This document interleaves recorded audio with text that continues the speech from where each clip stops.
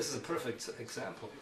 Before the internet, you heard something and you couldn't imagine what it was. Probably we still, most of what we hear from the whales, we should not imagine thinking that we know what it means. Right. Because it may still be of that category where we need to invent internet, all kinds of other forms of multimedia presentation to get a glimpse of what they probably have developed organically over the last 20 million years or so.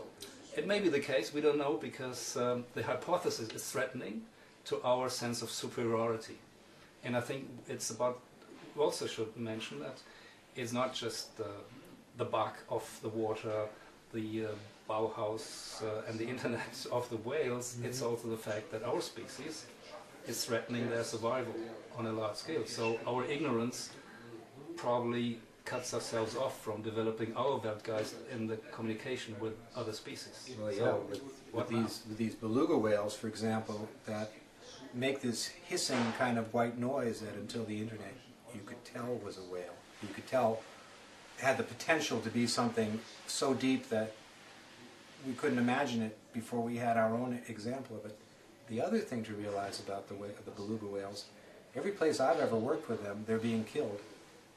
In the Canadian Arctic, they're killed and they're cut up into little squares and eaten like candy bars, the blubber. And I've always thought of the beluga whale, if there was any potential for any animal on the planet to be an ET, an extraterrestrial intelligence, it's the beluga whale.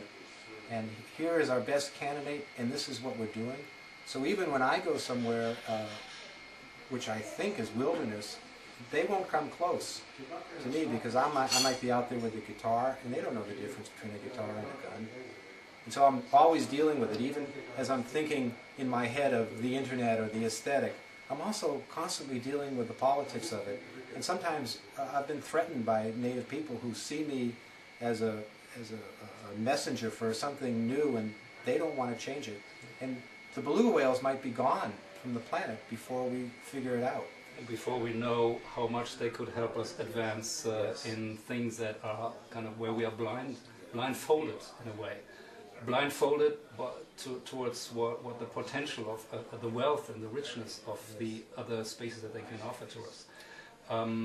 Now I'm curious, you are a musician, you treat whales as musicians, as co-musicians, you do jam sessions. Probably everybody would freak out by the idea that we cut the New York Philharmonics in halves and put them in little candy bars and eat them because they're such a great food source. Maybe they're nice quiche kebab, but no. But we honor them as musicians, and now I want to put in what is also part of why we cooperate for many times.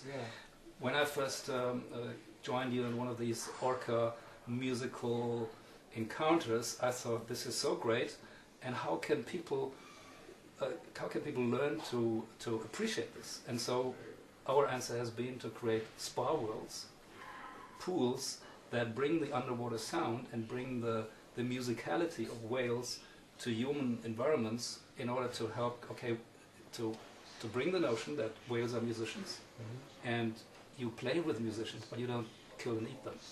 Right, and it's the perfect vehicle. It's the next stage, is to find ways to reach the mainstream, because there is such a dire emergency. For example, the beluga whales could be gone in 20 years. And introducing just the idea, it's almost like kindergarten, what you're doing in a way, but that's where we are. And as shameful as that is, kindergarten is an essential step for anybody. Yeah. And I honor that you are the kindergarten teacher for underwater sound.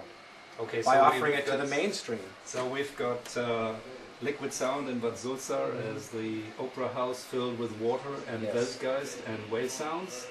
And you've also moved on to, apart from doing visual artwork that is very beautiful, you not only record the sounds, you direct with the sounds, but then you also are a contemporary musician and music producer.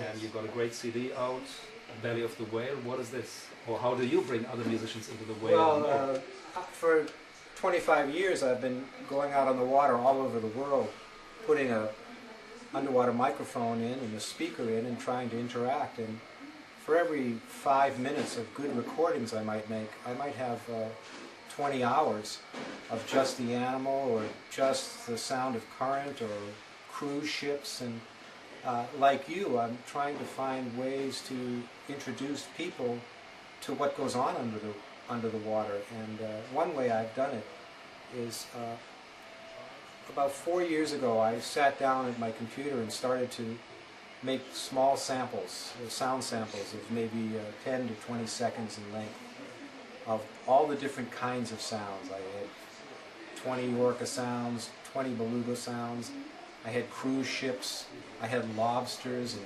walrus and bearded seals, and they're all making incredible sounds. I ended up with 350 different sounds, and I'm in a network of composers, digital composers all over the world, and I sent out these samples and I told them, if you like these sounds, please make me a piece of music 4 to 6 minutes in length, and we'll make a CD. And got people, composers from Finland and Germany and Holland and Italy and the United States and Canada, and that's how the Belly of the Whale CD came into being. And so some of the stuff sometimes we play in the liquid sound area in Basulsa, so you can actually hear it underwater. That's to bring it back to where it belongs, where it came from. It's definitely avant-garde. These are all edgy kinds of people who are exploring with new forms. This is a new form of music. Well, new form of music. We've been talking with Natalie Singer that in a way the Bauhaus tradition, which is very much cultural innovation and design innovation and modernity into Weimar, still part of the Weltgeist, it requires an acoustic Bauhaus, some translation of the innovation of the Bauhaus into the world of sound, design and acoustics. So I declare you being part of that. Well, thank you, and I also think that it's very interesting to me that this is all happening in Weimar, where you have this rich tradition of nature creativity, human beings sort of pushing up against our own perception of what nature means to us and how we are in it. And I also think, in a way, it's not just sound. I mean, you have the full dome, and you have the underwater sound, and you're going to have the crater dome, or whatever you call it, for the sauna.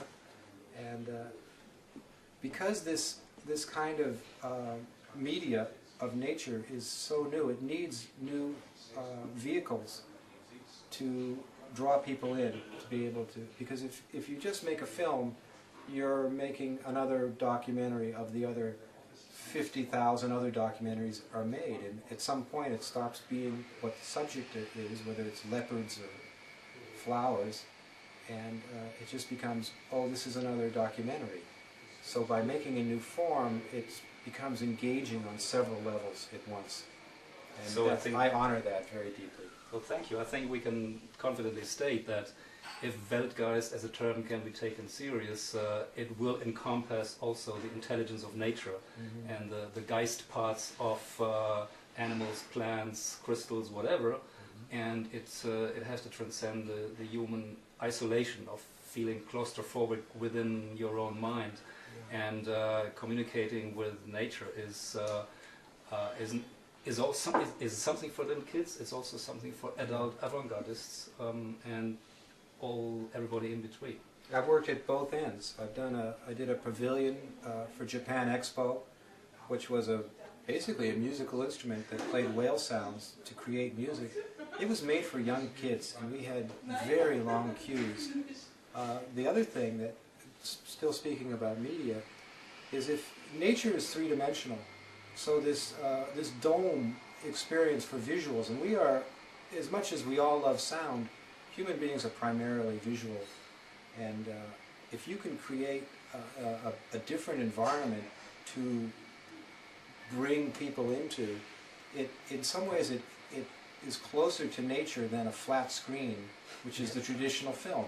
So you need to invent new forms to show this new media. Otherwise, it's just listening to birds on your stereo, you know. And after you hear that for a minute or so, you're not going to listen to birds. You're going to put Ray Charles back on. Okay. Because Another Ray great Charles, bass guys, well, yes. Ray Charles was made for the stereo, Okay. you know. But you might not want to play Ray Charles in the full dome. Who knows if Who knows? if he becomes three-dimensional. I think this is a great introduction. Probably food will be served pretty soon, and you invited me to a whiskey that helped the Weltgeist to utter itself into reality. Thank you for visiting Weimar under the protection of the Weltgeist, and good luck for future explorations in dialoguing human nature with other parts of natural Weltgeist, improvisational music of the spheres of land, fire, air and water. So the Weltgeist is protecting us all. We hope so. What other chance do we have? We need some protection. Okay, Salve TV mit Weltgeist auf Sendung und Jim Nollman. Thank you. Thank you, Mickey.